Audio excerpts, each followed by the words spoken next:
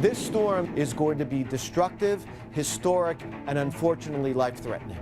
During its life cycle, it can unleash and release the same amount of energy as 10,000 nuclear bombs. This storm is monster-sized. 3 elements colliding over the country's most populated corridor. That's my big concern for New York City, is the storm surge. The rain has really picked up. The beach used to be about 150 yards that way. But we're on the bad side of the storm. There will be a domino effect of different things that happen. Then you start taking transformers out, then you have power outages.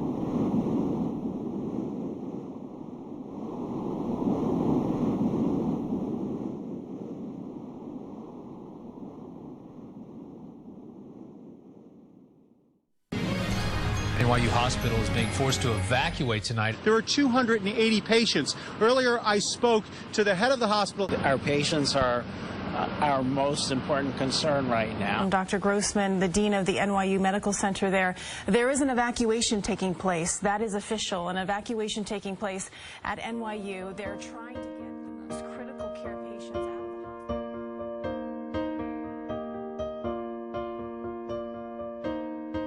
Very dramatic situation. In fact, just a few seconds ago, another patient was brought out of here. You can't really prepare for this. You have a system, then you have a backup system. There are no elevators. How do you get people down who are critically ill?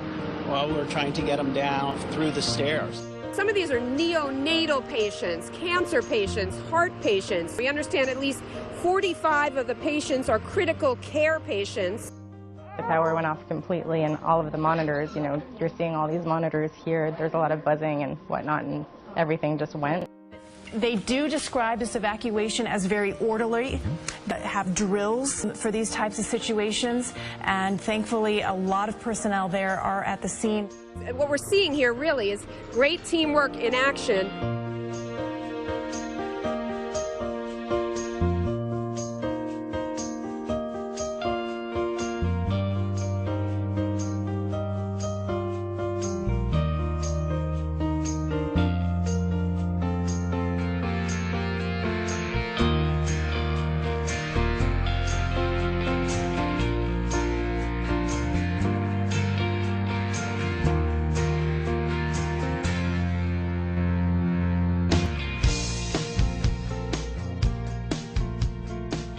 I watched a miracle happening. I watched people around a big table, the head of the hospital, the head of nursing, doctors, cops, firemen, EMS people. We took them down on sleds. I watched this. Wow. It was, honest to God, if you want to feel good about New York, and you want to feel good about America, and you want to feel good about human beings, I wish you could have seen that.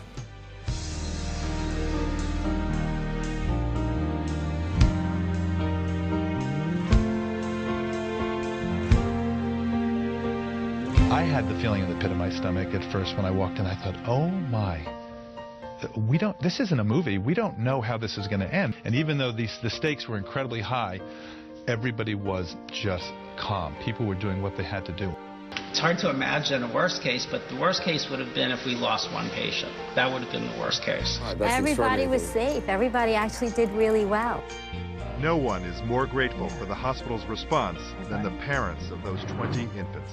As a parent, you know, it's very intense to deal with something like this with your kid, but to know that he's getting the best possible care has meant the world to my wife and I, and we're just really grateful. How is Jackson doing? He's doing great. He's doing great. He's in stable condition, and thanks to these ladies. Disruptions like this push us to think about some new directions, which we might not have tried had this not happened. I've really been impressed and really heartened by everyone around me at NYU. You know, it's easy to have a positive spirit when those are your colleagues. Everybody got out safely, thanks to an extraordinary team effort on a day when everything else went wrong.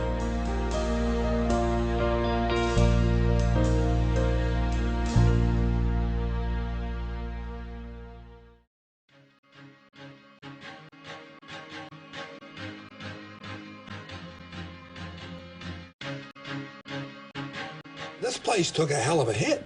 So if we were standing here while this place was filling up, the water would come up to our neck? It would almost cover your head and come up to my neck. I'd be underwater. Almost.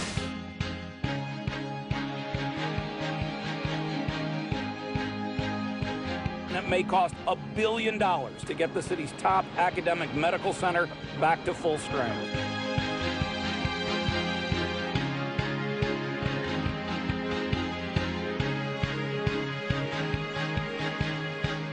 We want to try to help as much as we can at the NIH to support those investigators to find a path forward and to be here to help them because they're going through a historic circumstance. NYU Langone has brought in hundreds of cleanup workers, some with specialized skills from around the country. Hot air in these tubes is drying out the ceilings, floors, and walls. Cleanup is 24/7.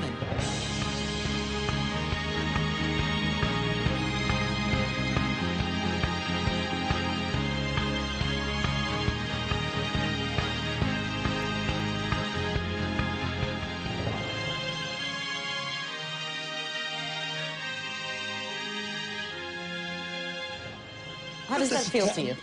Well, it feels like I can't wait for it to start saving lives again.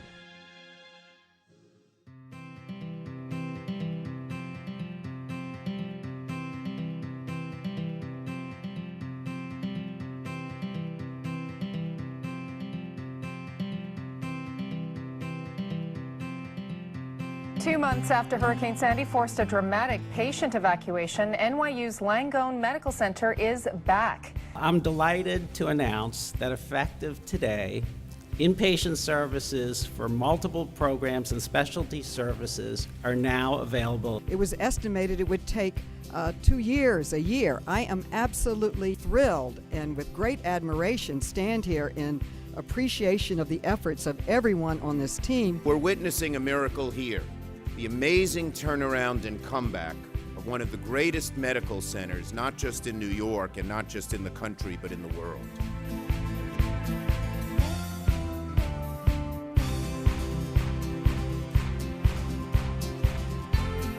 There is no feeling comparable to being home. For Dr. Leon Pachter, home is inside NYU Langone Medical Center, inside an operating room, where today surgical procedures resumed for the first time since the storm shut down this hospital. Medical center officials say nearly all services are up and running.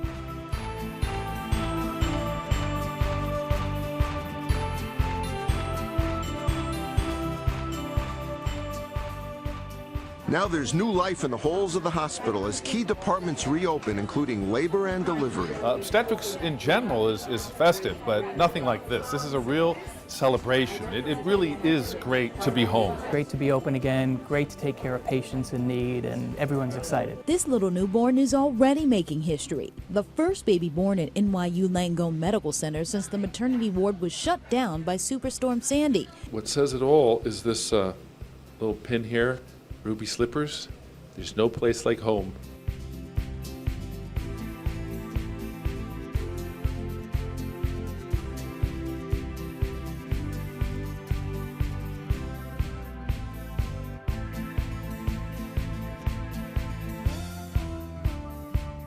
Special thanks again to this wonderful team that made this miracle happen. We really want to thank our patients for their continued support and for not losing faith that we would truly be back stronger and better than ever.